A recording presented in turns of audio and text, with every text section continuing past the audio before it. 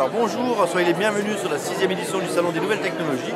Je suis Michel Blanc, le commissaire général de cette 6e édition.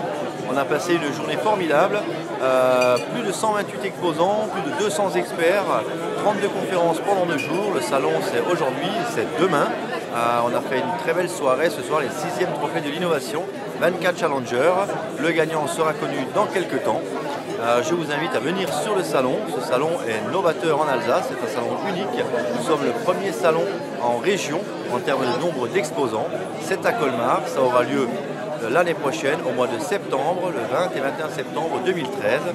Alors en fait, je vais vous parler de Marc, qui est directeur communication d'une grande entreprise, qui est gérée, plus ou moins gérée, par une certaine Viviane Batoncourt. Un directeur communication qui a pour objectif de lancer un nouveau produit. Alors un nouveau produit sur le marché à l'échelle nationale. Marc se demande quel média utiliser. Viviane lui dit qu'il doit faire une campagne d'affichage à l'échelle nationale, donc dans toute la France. Marc se demande comment il va faire, et surtout le point qui intéresse Viviane, c'est de savoir comment il va calculer le retour sur investissement de cette campagne d'affichage, de cette campagne print.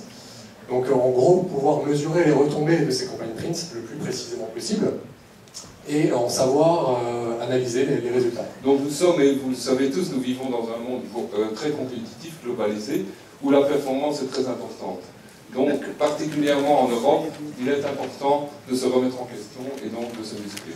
Nous sommes spécialisés dans la fonction commerciale, c'est-à-dire que tous les commerciaux, technico-commerciaux, tous ceux qui se cachent derrière le métier de vendeur, parce que vous savez bien, je veux dire, en France, on n'aime pas trop les vendeurs, des fois qu'on ait des choses à vendre. Et donc, du coup, on se dit que, mais quelque part, si on n'a pas de vendeur, voilà, il n'y a pas de client, puis s'il n'y a pas de client, il n'y a pas de vendeur, enfin, la boucle reste bouclée. Et donc, nous, ce que je vous propose, tout simplement, c'est d'aller à la quête de la performance commerciale si vous avez d'excellents produits. Allez en discuter avec les personnes qui s'occupent du e-commerce, vous verrez que la réalité est très différente. C'est ce qu'on va vous montrer également par cette slide. Le site e-commerce, c'est une activité à proprement dit.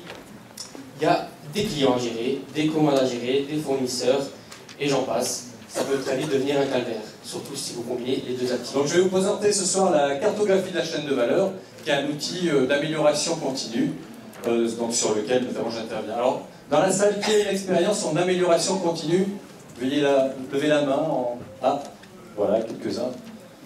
Donc pour certains ce sera un rappel, pour d'autres ce sera l'occasion de voir ça. Donc je vais vous présenter donc, la cartographie de la chaîne de valeur, donc, qui permet déjà de voir la situation actuelle de l'entreprise. Donc je suis vraiment sur l'entreprise globale. Mener une réflexion, définir une stratégie, des objectifs, des plans d'action. C'est l'utilisation des outils du Web 2.0 dont je vous parlais tout à l'heure, mais pour générer du business, générer de l'innovation au sein de l'entreprise. Voilà ce fameux cycle de vente, donc, dans lequel nous avons intégré des briques sociales afin de l'accélérer. Les bureaux d'études, ils veulent que ce soit rapide et que les données soient traitées essentiellement dans un temps vraiment très court.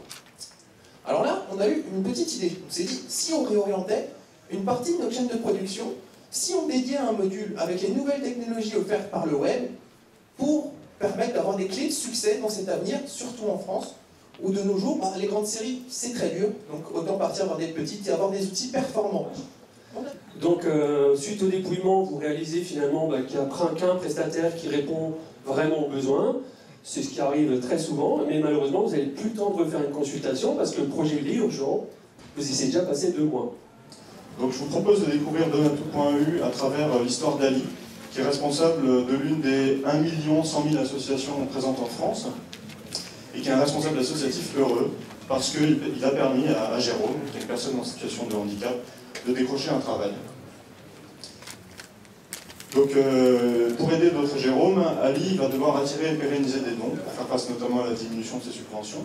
Et il a entendu dire que le web était un canal de collecte prometteur qui permet déjà aux associations qui sont bien équipées de collecter jusqu'à 10% de leurs dons en ligne.